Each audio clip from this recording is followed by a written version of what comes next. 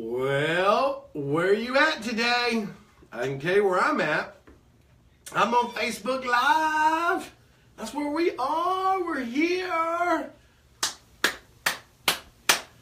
Welcome back to another live stream where we are going to dig deeper today. And I have allergies, but it's important that you pay attention today. Why? Today's topic is important for your business.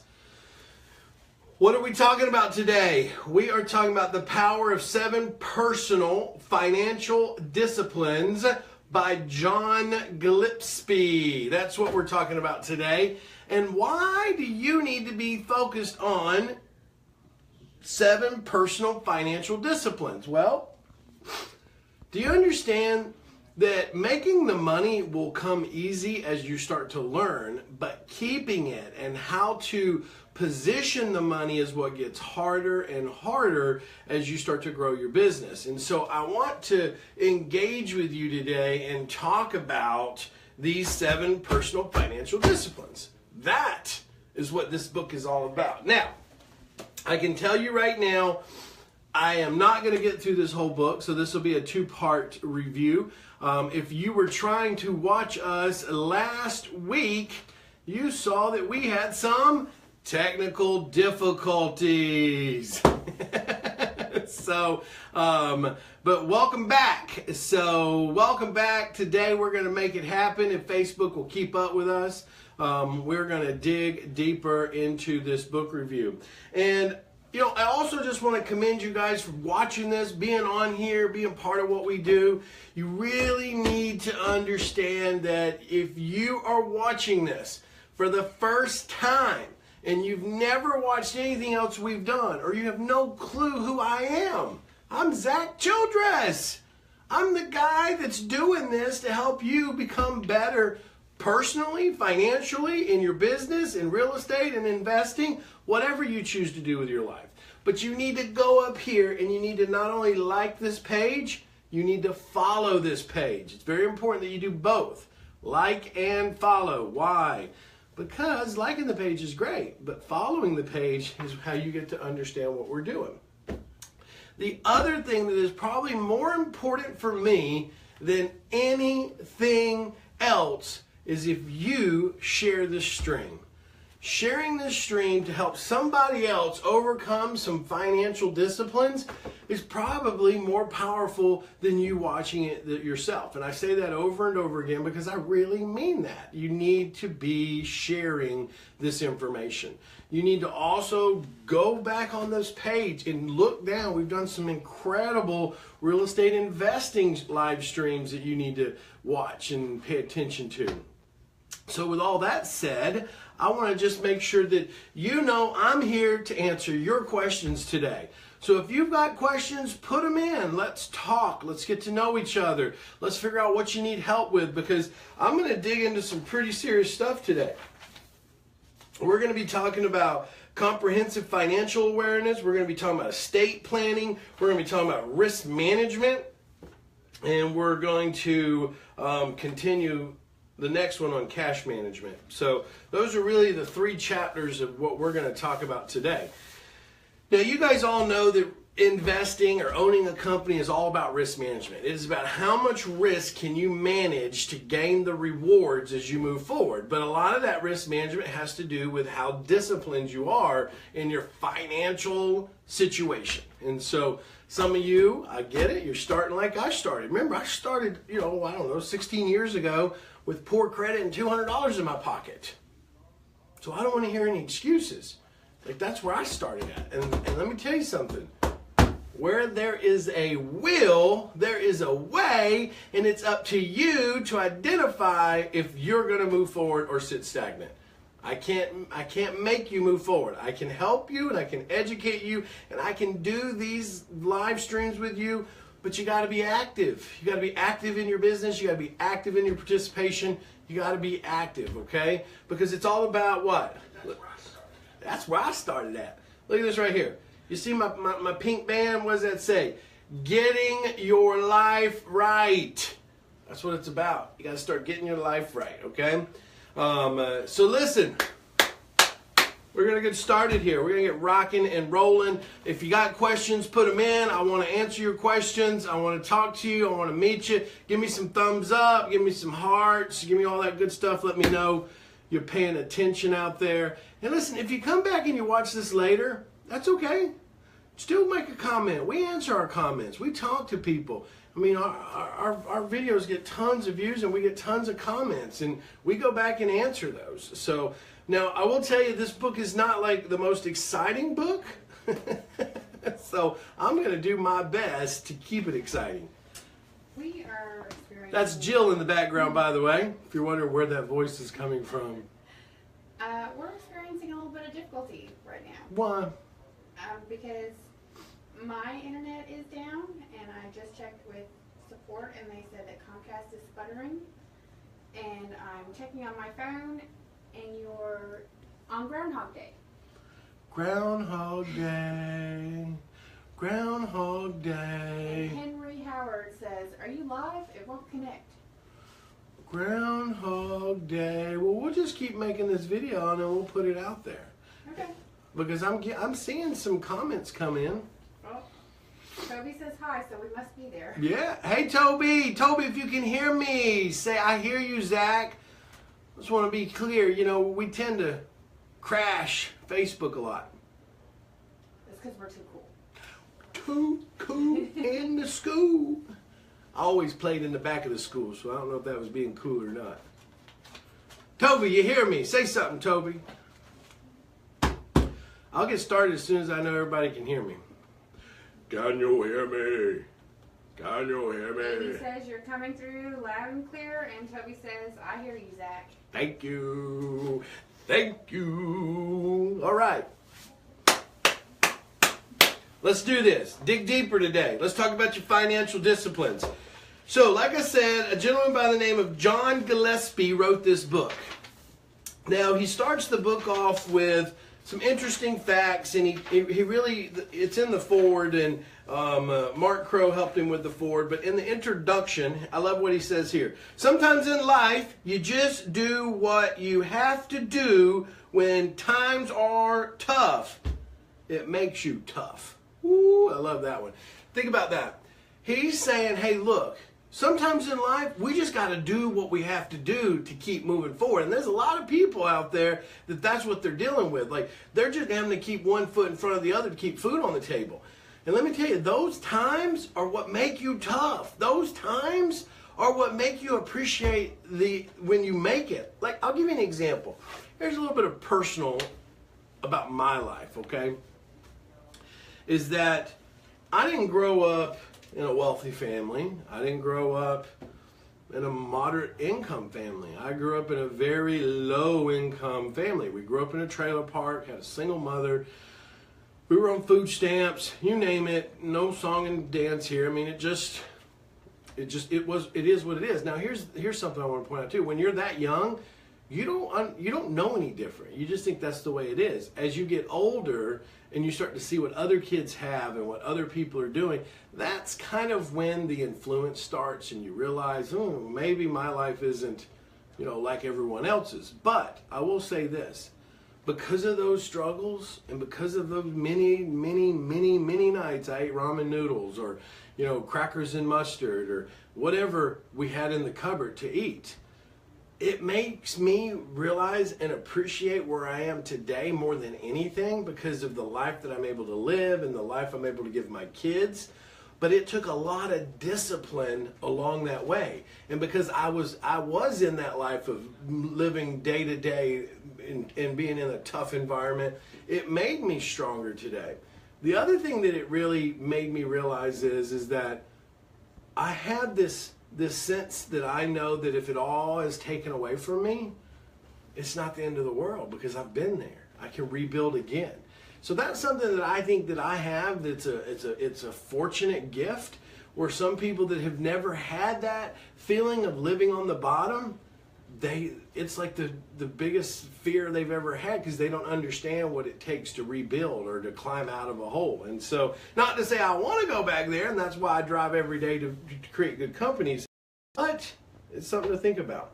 So he does talk about in this book, like in the early days, he's talking about 1955, how things were different. Like, you know, Ray Kroc opened the first McDonald's, Disneyland opened to the public, became the first. Hey, can you click that screen off of my phone? So it says General Motors Corporation became the first American corporation to make a profit of over $1 billion. Can you push it again? I sure can. I should just Thank pop you. in. All right, so listen to this. In 1955, now this has nothing to do with the book, but he writes it in the introduction. And I just like the fact. In 1955, General Motors Corporation became the first American corporation to make a profit, not sales, a profit of over $1 billion. $1 billion, right? I thought that was awesome. Steve Jobs was born in 1955, bless his soul. He is no longer with us anymore. All right. Let's move on over. So, in the first chapter, he breaks out, is your financial house in order? And I do like what he has to say here, even though the book can be a little bit, well, it depends. If you like business and being involved, you'll like this. Man, look at all them thumbs up coming across the screen. Somebody's digging it already. I like it. I'm digging you, man. They in a battle over there. All right, so it says, listen to me, is your financial house in order? Oh, I just lost my spot. Here's what he says. It is easy to live with a false sense of security that your financial house is in order. Think about that. Do you know why it's easy to live with a false sense of financial security? Because we live in a society where people put everything off. They don't want to look at their financial situation. They don't want to dig into their financial hardship. They just think, oh, if I don't look at it or if I don't worry about it, it'll go away. That's not how it works, okay? He goes on to say, if you have no comprehensive financial plan, you face a future of uncertainty, potential financial devastation, and possibly even unnecessary litigation. Having no plan can lead to a deep hole that seems to have no bottom.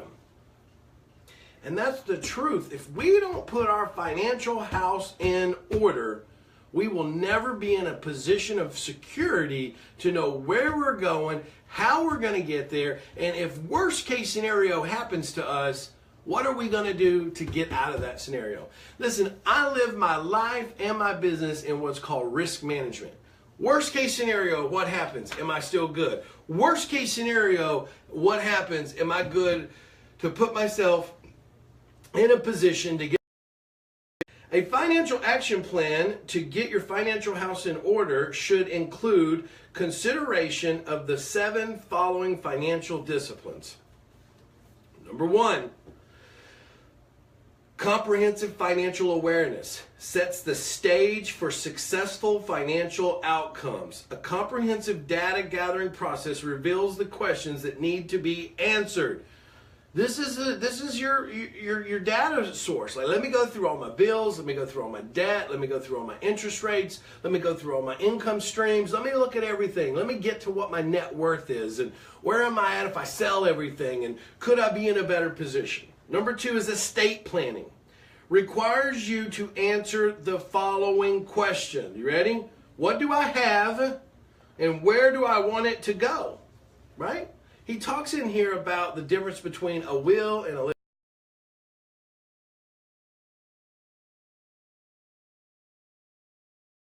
do a comprehensive financial awareness plan. And then I've got to figure out where do I want it to go.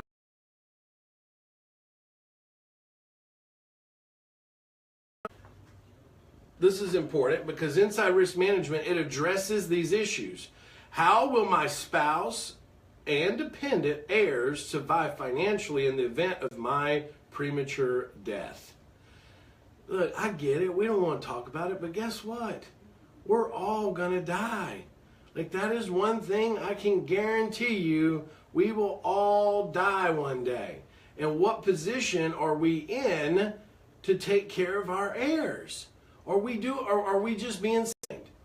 And he makes a good statement in here about what is really the purpose of like a living will or a living trust. And it's about leaving your family with the security of like you wrapping your arms around them with a financial security blanket.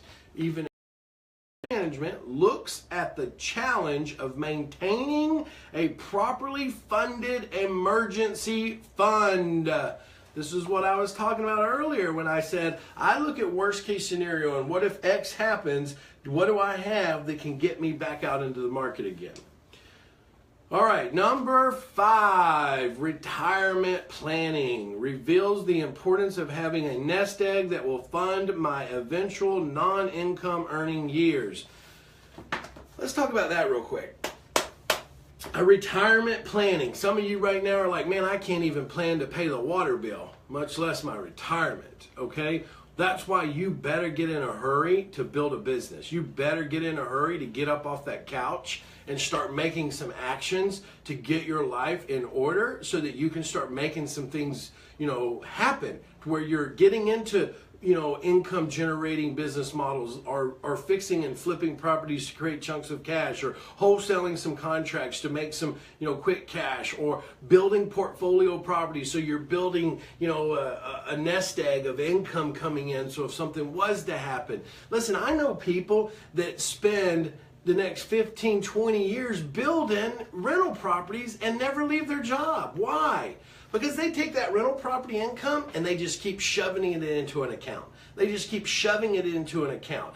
Why? Because they like where they are, they don't want to go nowhere, and they're making decent money, and they're living a good life. So when the time comes that they do check out, they've got this massive slush fund that they've parked aside from all these rental properties over the years, and they're done. They're gone, man. They've put their time in, they've retired early, and now they're headed out around the world. That's the stuff you got to think about. You will never hear me as your coach say to you, quit your job and start doing real estate investing. I've never said that. I will never say that. I think it is the worst thing anyone can do. Because here's why. If you have a job and you're making good money and you have a good credit and you're going after real estate, that is an asset for you. Because why? You can use institutional banks. You can go after institutional banks because you have W-2s and you have your credit score working for you. So the banks now see you as an income producing person, so that the risk for you to go buy rental properties is lower because they say, hey, look, they have a job, they got money coming in, they've got good credit, let's fund them for more rentals. That's the power, that you're able to build a portfolio by doing this. Now then, once you build that portfolio and the income starts coming in and you start getting to an area where you're like, hey, I could leave, then that's where you've got to ask yourself 2 questions. Question number 1, now remember, we're only talking about the retirement planning right now. Question number 1 is, do I love or hate my job? That's the first question you got to ask yourself. If you hate your job and you've built your rental property up to produce enough income per month at what your job pays you, then leave it. Leave it. If you hate it, if it drives you crazy. But now the other question is, do we hate my job? The other question is how much nest egg do I want when I walk away? That's the second question you got to ask yourself, okay? Is how big of a nest egg do you want? Because if you don't hate your job and you actually don't mind being there on a weekly basis, then build your nest egg. Build your rental properties. Put that money to the side and build that nest egg and ride it as long as you can.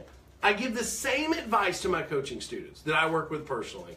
Because some of them, they don't mind what they're doing. They're making really good money. But I tell them, well, look, I'm not going to tell you to quit. I'm not. Because why would they? Let's build the nest egg, okay? All right, number 6, tax strategies can help you reap net benefits to your annual revenue, total net worth, and even gross estate distributions. Tax strategies are by far one thing that you need to become a student of.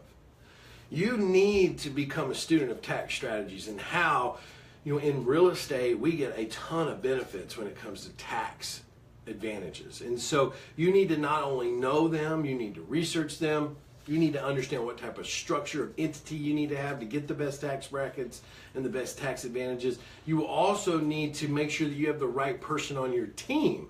Okay, for instance, like a CPA is just a general CPA, certified public accountant, is not going to be the person that you need all the time. You need somebody that understands real estate advantages. You need to know somebody that has spent time studying how to give you the best tax advantages in your business. That's what you need to be looking for. It's called a power team, okay? Asset allocation is the selective placement of your investment resources into goal-focused investments. This is huge, guys. I talk about this all the time. Asset allocation. This is where you are picturing the future goal. Where do I want to be and how quickly do I want to get there? If I know that I want to be at $30,000 a month when I retire, then I need to say that's my future goal. So what is my asset allocation to get to that goal? What is it that I need to make sure that I'm working for when it comes to my placement of investments that are incongruent with the goal in which I've set for myself? So think about that. Getting one's financial house in order starts from wherever you are today. Boom, okay? Create a plan and work your plan. Let me talk about this with you real quick. I say it over and over and over again. I'm constantly saying this to people. I don't care where you came from. I don't care how long you used to invest and how long you've been out of investing. The only thing that matters is that you create a plan and you start on your plan today. Start on your plan today. We get a lot of people that go, yeah, let me think about it. Oh, I think I'm going to think about it. You know what? Let me sleep on it. That's great. But do you know what the statistic is of people that say, let me think about it, that actually do it? It's less than 5%. It's less than 5% of the people that are presented an opportunity to change their life and they say, let me think about it. Less than 5% of them move forward with it. And you know why? There is a study out that states, from researching men, women, children of all ages, that you have a 5-second rule. It's 5 seconds. 5-second rule. You got a 5-second rule, okay? 5-second rule states this, that when you identify an opportunity or something that you want to do, you got 5 seconds to take action, or you talk yourself out of it. That's right. Or you talk yourself out of it, okay? So let's talk about this. The alarm clock goes off. You go, oh, you open your eyes and you're like, yeah, do I really want to get out of bed right now? You just talked yourself out of it. You understand? You got 5 seconds. 5 seconds. 5 seconds. That's why people that are highly successful understand the power of decision making. They understand the power in which it takes them to make a decision. Somebody presents me with something and I listen, I like it, let's move forward.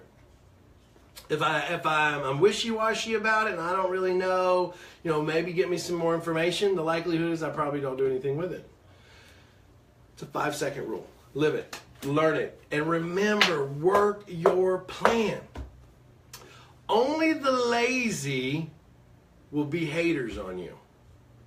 That's it. The action takers, let me say something to you. If you're an action taker and you're working your plan, you're moving forward while other people you're leaving other people behind. It's part of the process. You cannot assume that you're going to grow to a level of greatness and think that everybody's going to follow you. It's not going to happen. Listen, I have friends all over the country, world. I have friends all over the world. But like all my buddies I went to high school with and all that, I talked to maybe 3 of them. And none of them are at the level that I am in my business, financial life. But let me tell you something. I would have been more than happy to take them all with me. But what? They didn't believe in themselves. Part of the process here, guys, let me explain this to you, is getting your financial house in order is great. But if you don't start getting your life right, which is my wristband here, hashtag getting your life right. If you don't start getting your life right, none of this money stuff is going to matter.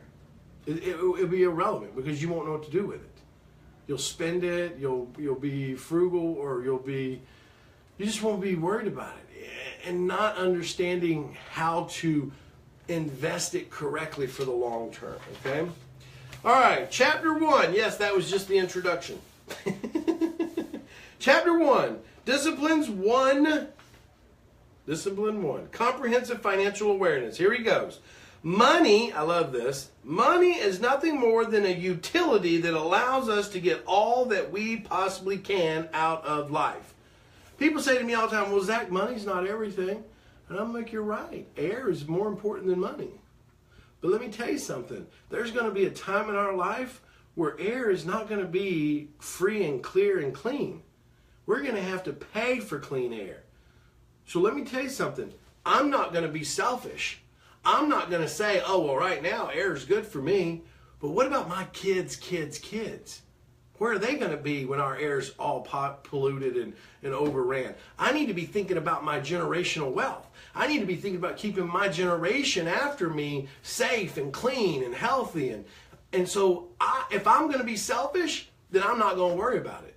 But if I'm not going to be selfish and I'm going to think past me and my legacy, then I need to be working my rear end off right now to build the financial awareness and the financial security so that I can pass that wealth down through my generation so that my kids' can live in a clean environment with clean air and clean water, because I promise you this, it won't be like we see it today in 3 and 4 generations past us. You got to think bigger than you, guys, okay? Blissful ignorance is not blissful. Jill, what do you think about that? If blissful ignorance was blissful, I would be in bliss. Isn't that the truth? That's kind of like when the cop pulls you over and he tells you you broke a law and you say, well, I didn't know that was the law. Well, look, ignorance of the law is not an excuse for breaking the law, right? Well, blissful ignorance is not blissful, okay? He says here, the majority of people in the world are so immersed in the daily grind. I talk about this all the time. In the daily grind of attempting to reposition the world's wealth that they have not even taken time to assess their personal financial situation. That was like I read something the other day. There was some guy talking on Facebook and he was complaining about our government and complaining about our president and complaining about everything. And I simply just stopped for a moment and started thinking. Look, I think there's a lot of things wrong with our presidency. I think there's a lot of things wrong with our government. I think there's a lot of things wrong with our state-driven plan. I think there's a lot of things wrong. But I spend more time on focusing on how do I build a better life for me and my family based on the situation that is presented to me more than I spend time on pointing out all the things that are wrong and bad in this world. I'm a believer that you create your own economy. I'm a believer that if what you focus on is what you live. So if all I did was focus on all the negative going on in this world, the problem is my life would be negative. So if I focus on the things that I know I can control and build a better future for myself and my family, then I don't have time to be sitting around gossiping about who the president fired, right? Like, okay, he fired him. That's his job. Like, okay, that's fine. Get another FBI, whatever the guy is over at the FBI. Who cares? I mean, like, honestly, focus on your life. Focus on what you can do, okay? Because that's what he's saying here. They're too busy attempting to reposition the world's wealth that they have not even taken time to assess their own personal financial situation. All they want to do is what? Blame others. They want to blame others. They want to be a victim. Oh, poor me. I'm such a sweet, innocent boy. They took advantage of me. I can't believe this happened to me. I lost everything because of them. No, they took advantage of you because you let them. You lost everything because you let them, okay? Own your life. Hashtag that out. Own your life. Don't let somebody else own it. Don't let somebody else live it. Own your life. Then, and only then, will you be in control of the journey you go down. If you do not have a healthy, comprehensive view of your financial status, then there is no way to know how well or how poorly you are doing in moving forward in a reasonable financial goal. right? You got to own it, guys.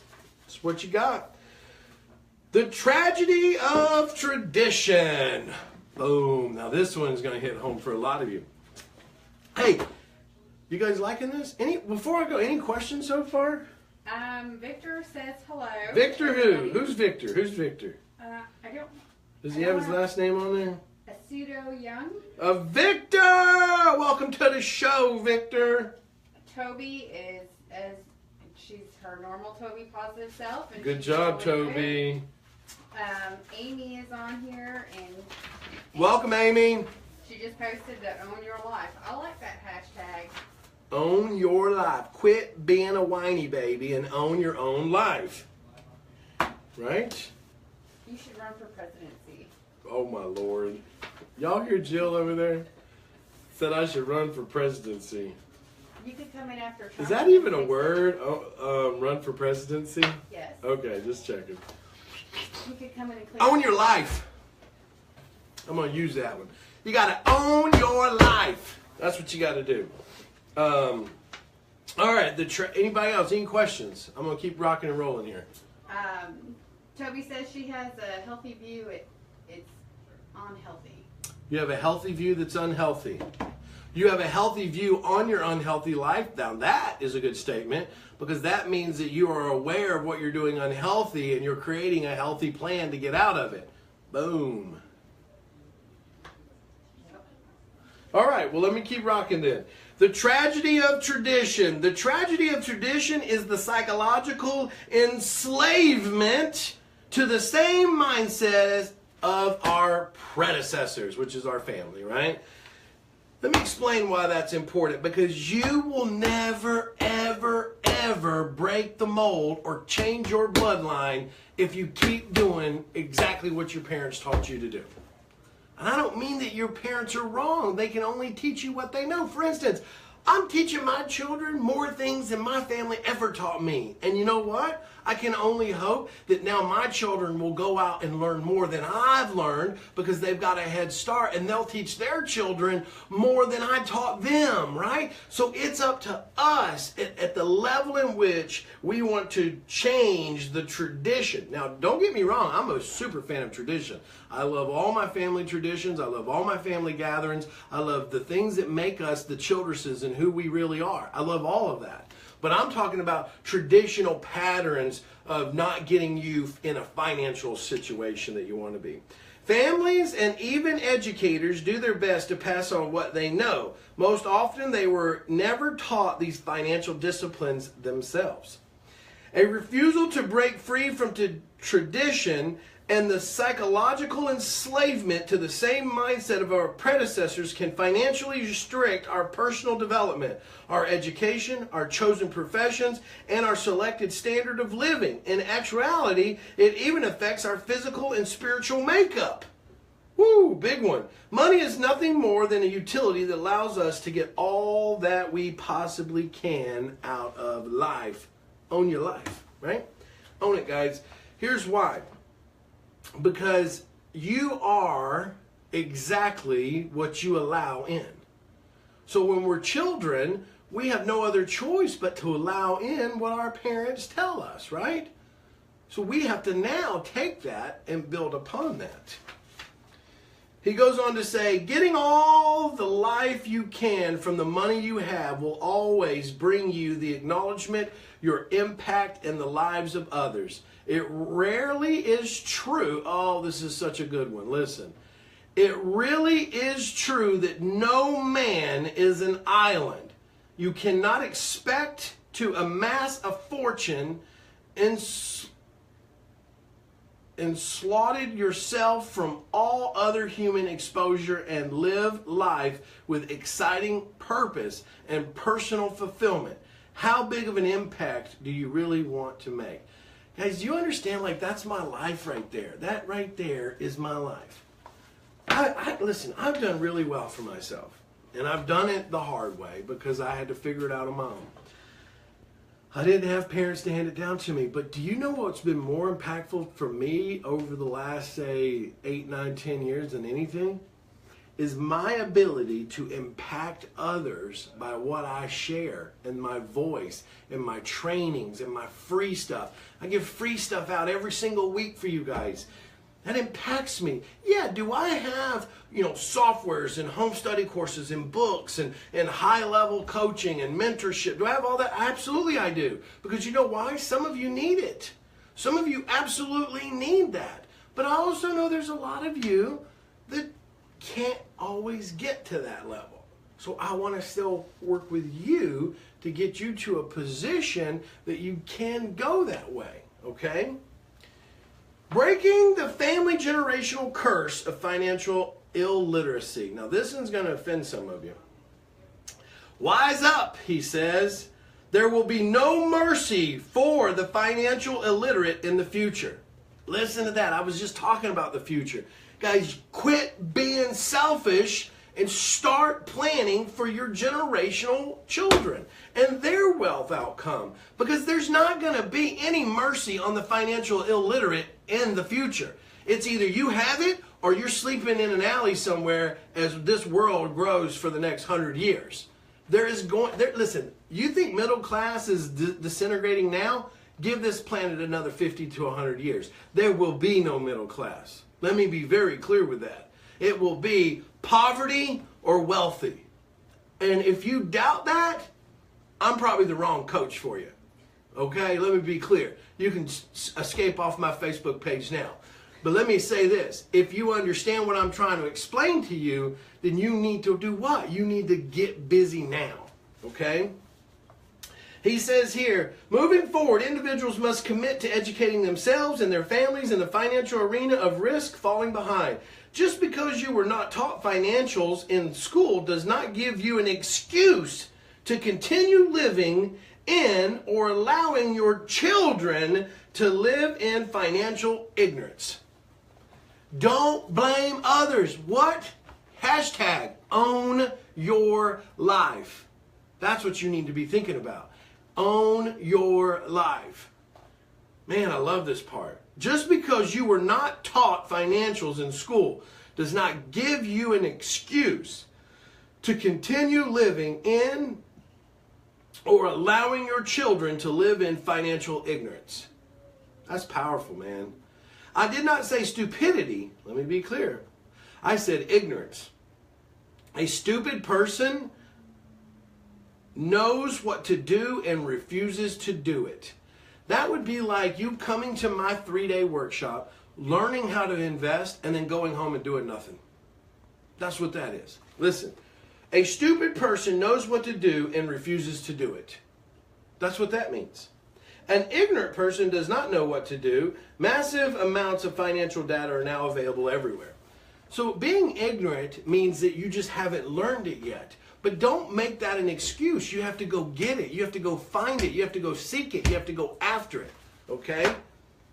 And don't be, as he says here, a stupid person, which knows what to do, but just refuses to do it. Like, that is a big statement right there. All right. Chapter 2, estate planning.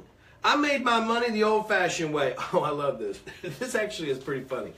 He said, I made my money the old-fashioned way. I was very nice to a wealthy relative right before he died. Malcolm Forbes wrote that. Where there is a will, there may still be a mess. He says, listen to this little story right here. A senior gentleman was asked, how does your family like your new hearing aids? He responded, oh, I haven't told them I got them yet. I just sit around and listen to their conversations, and so far I have changed the beneficiary of my will 3 times. That sounds like something I would do. Yeah, I get new hearing aids and just tell everybody I can't hear them. So, estate planning basically deals with those 2 questions we talked about earlier. What do you have, and where do you eventually want it to go? Okay? He goes on to say, often the initial attempt at estate planning is a basic I love you will.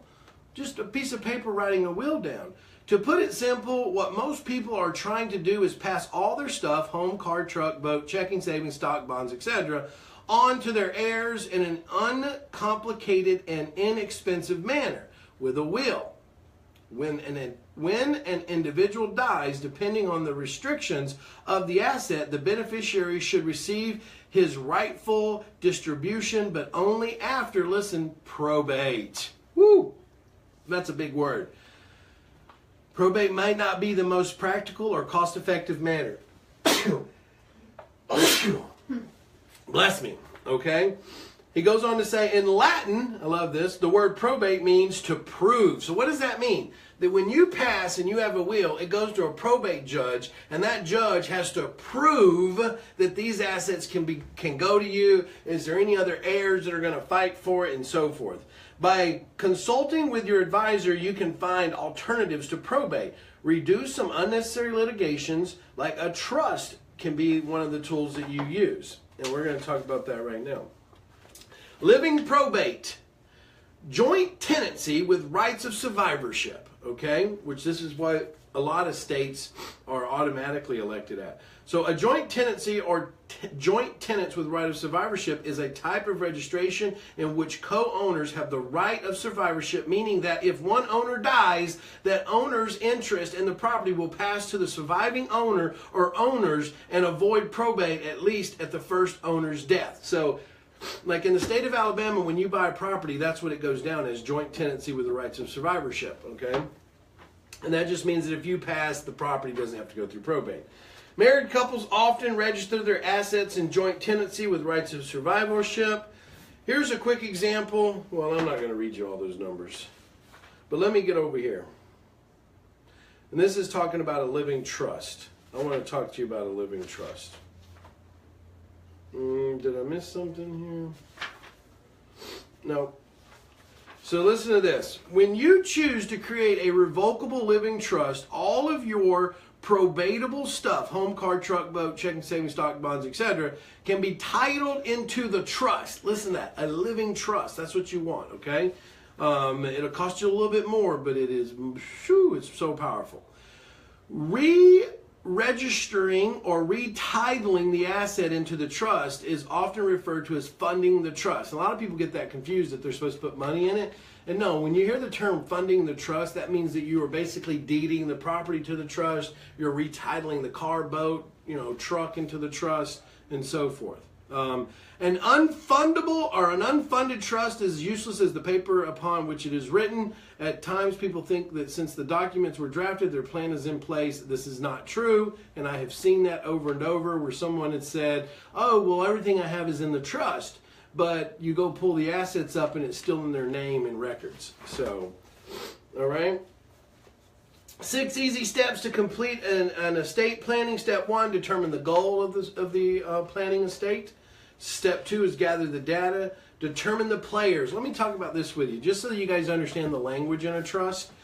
So the trustor is the title. The role is to create the trust. So if you're creating the trust, you're the trustor of your trust. Okay, that could be you, your wife, whoever's creating it. The trustees, in this case, manage the trust. This is the person who manages. So you could create the trust, and then your attorney could be the trustee. Or you could create the trust, and you could be the trustee. Okay? Initial beneficiaries. These are the parties in which receive all the benefits. And listen, if you're married, it could be your wife, it could be your children. After the death of both trustors, so let's say that you and your wife create the trust, and you or your wife is the beneficiary if one of you died, but let's say that both of you pass. So you have what's called a successor trustee. Now this is the person who distributes the trust. This could be any of your heirs, it could be a corporation, it could be an attorney, if both of you pass. Then you have the trustee, remaining beneficiaries, which receives the remaining benefits, and so forth. Just so you understand how and who can do it. Step 4 is you got to draft the documents. I would have an attorney draft those documents. Step 5 is you got to start the retitling process or the funding of the trust. Okay? Just so that we're on the same page there. All right, let's see here. Step 6 is you got to maintain the plan. Trust maintenance. That's where you got to just make sure that, let's say there's assets, there's houses inside those trusts. You got to make sure the taxes are being, or the trustee, the manager of the trust, the trustee, has to make sure those taxes are being paid. If there's, anything that's due, that's managing the plan. All right. Let me scoot you guys over into chapter 3. Risk management. Any questions so far? Yes, we have Nick who says, how do I start my plan? I live on a tight budget and I don't know how to save. How do I know what I want to plan? Good question. So here's the thing. If you're on a tight budget, you don't have anything to plan. I mean, let's just be honest. Planning an estate is once you start getting going. Like, let's say that you don't own anything. You don't have a car, you don't have a house, you don't have any jewelry, you don't have any money. You ain't got nothing to leave, so it's easy, right? But when you start building and you buy a car and you now own it, and you buy a house and now you've got equity in it. Well, those are all assets that you don't want to go through probate. So you then start a plan called funding your trust. You got to create the living trust, and then you got to fund it with those assets. And here's the thing: people always say, "Well, what if I deed my property into it? Can it trigger a due on sale clause?" No, because you have the St. Germain's Act that allows you to deed any real estate into a trust that is case law that no due on sale clause can be triggered. Automobiles, boats, things like that, they're irrelevant. You can title them to anything. So the planning needs to start once you start building. You follow me? Start building, start planning. It would kind of be useless to go out and pay for a trust if you can't fund it. Because you heard me read, a trust is as useless as the paper it's written on if there's nothing funded into it. So it would kind of be like putting the buggy before the horse. So you got to work on your plan. You got to get a coach. You got to get a consultant to start helping you build your plan and build the momentum to get you to a position to where you have assets to then have some type of future asset plan. Okay. Colleen, she says, wow, Zach, so much information, but who would I reach out to get started with a will and a trust? Is it a lawyer or a financial planner? Good question.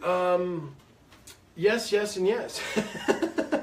To get started with it, you could, you could go to like an online site and download something for cheap. I mean, you could. But really, most financial planners can help you with it, or a real estate attorney could help you with it, or an estate attorney. So there's like estate attorneys who only deal with wills and estate planning and things like that. They're the most expensive to do it because they're going to want to do it full blown. Then you have your real estate attorneys who understand trust and living trust and all that, and they can write you one.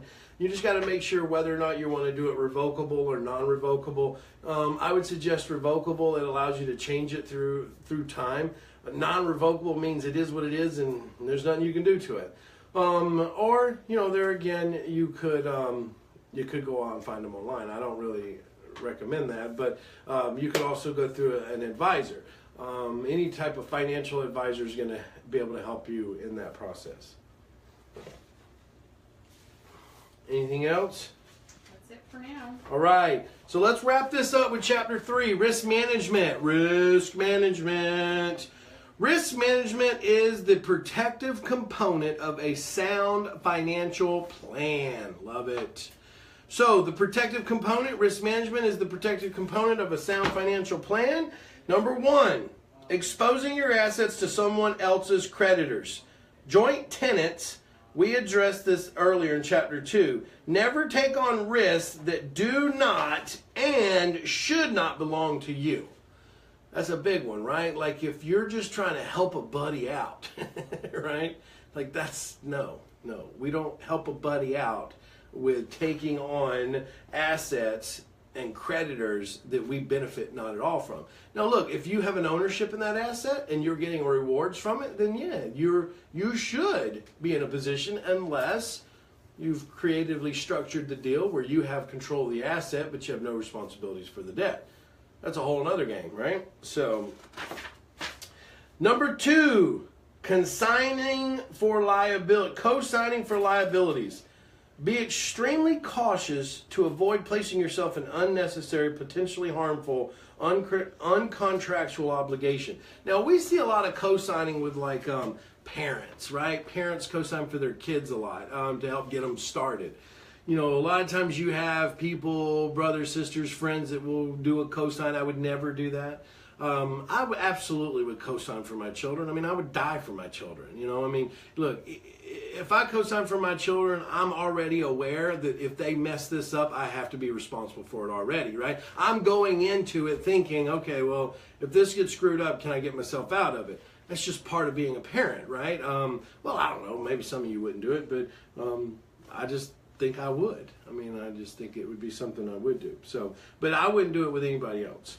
Inadequate corporate legal structure. That's important. If you don't have your right legal structure, you're vulnerable to all types of things. And that's something that you have to really hone in on. Now remember, this is the protective component of a risk management plan. So you got to get your legal structure together. And here's why. Because if you're not legally sound and structured correctly, you're open to all types of lawsuits. Plus you can get hit with like real estate, dealer taxation laws, and a whole bunch of other stuff. So you've got to get your risk management together. The umbrella coverage, this is important. Pure liability coverage shields assets more broadly and in addition to primary coverages. That's important. It's called an umbrella policy. So you have individual policies, but then you have one umbrella policy over all of your assets. Professional liability insurance. This is like E&O. If you own a company, you got to have E&O. We have E&O. What is E&O? Well, that's like if someone works for me and they go, I don't know, riding down the road and they get out and fall down, twist their ankle, and they want to sue me for $5 million and $1 million every year for the rest of their lives. Well, that's what E&O is for. Errors and omission.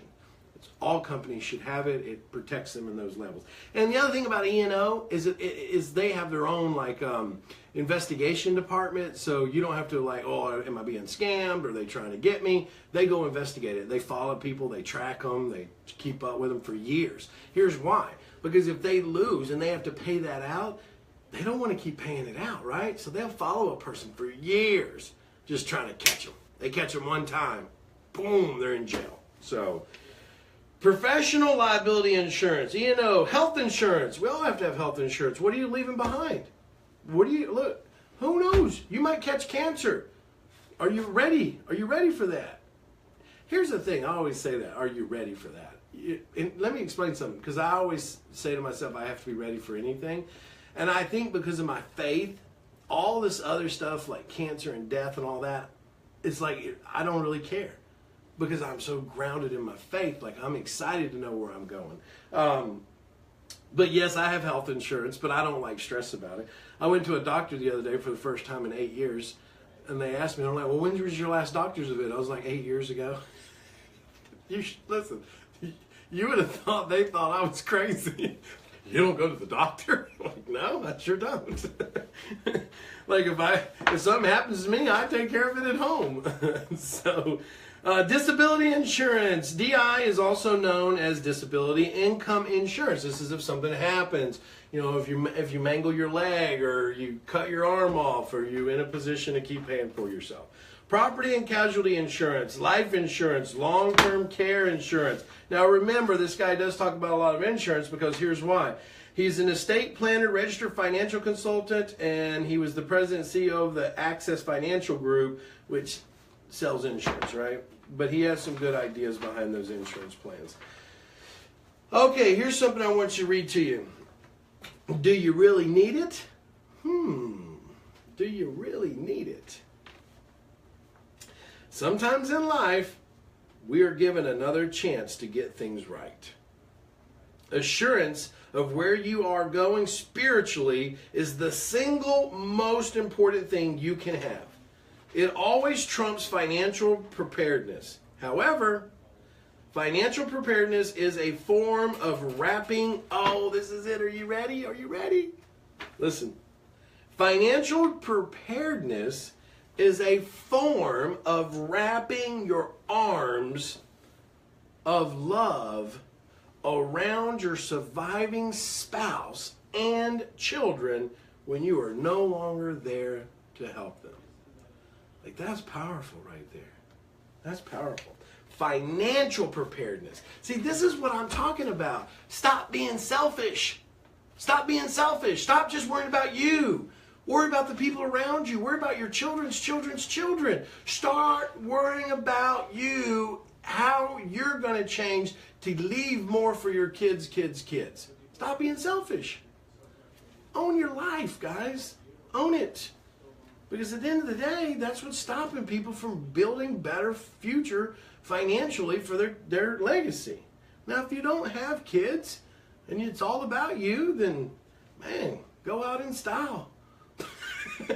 Like, live it up. So, do you really need it? Whether or not you need life insurance coverage could be dependent on the answers to the following questions. Do you have any outstanding debt? Would anyone be dependent on your income if you died today? Would your premature death create a hardship on anyone left behind? These are questions like, that's why I have life insurance. So like I have cancer policies, I have life insurance policies, I have all accidental death policies. So basically, if anything happens to me, no matter what, well, my kids get a whole bunch of money on top of all the stuff I've set up for them. They just get, it all goes to a living will though.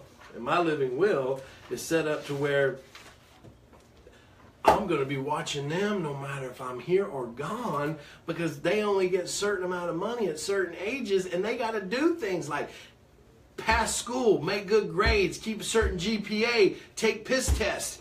And if they're going to get married and he thinks he's going to marry my daughter to get access to all that money, he's going to have to be in check too, and he's going to have to comply. Man, I ain't joking. Last thing I want to do is dump a bunch of millions of dollars on some of my kids and then them hit the streets and become a drug addict and die in 3 months. And then how many times have we seen that out there, right? That's not, and I'm not saying my kids would do that, but you never know. Like, I hear stories of people and they say, man, I had the best childhood, I loved my life, but now they're living on the streets and they're drug addicts. You never know. You never know. So, and I know a lot of people that have been down that road, and it's sad, but you know, it is part of it. So anyways, guys, I've kept you for a while. We're going to dig back in next week on this book. We're going to break down through, we're going to go into cash management, and we're going to go into some of the other chapters on here, but I'm only going to get through half of it today with you, because I just dig deeper, right? I don't want to just read it to you. I want you to think about it. I want you to think about how it works in your life. I want you to think about how it comes together. I want you to think deeper about this stuff, okay? That's why it's called Dig Deeper Book Review. The Dig Deeper Book Review. That's why it's called that. So, listen, if you got anything for me, put it in now or forever hold your peace. Because I'm going to roll on out of here. Because I got to go get some kids from school, because they get out of school in a little bit, and I better be there to pick them up, or they're going to be like, where's my daddy? Where's my daddy at? Where's my daddy at? My son probably wouldn't care. My daughter would freak out, though. She'd be like, I can't go nowhere, my daddy's not here. So sweet, though. Have everybody fired up enough to, I think you, like, mind blow them a little bit. So I think part 2 should be pretty active. Well, listen, do me a favor, share the stream, get your friends involved, get your family involved. They need to know how they're going to get their financial life in order too. Now remember, we just went through half the book. We got the other half of the book next week. So get involved, guys. This is Zack Childress. You know that we do this every week. Tuesday live at 1:30 Eastern Time Zone, Real Estate Talk Show. We do Wednesday live, Dig Deeper Book Review, and it is live also at 1:30 Eastern Time Zone. Meet us back here, same bat station, same bat channel, same bat time. See you. Bye now.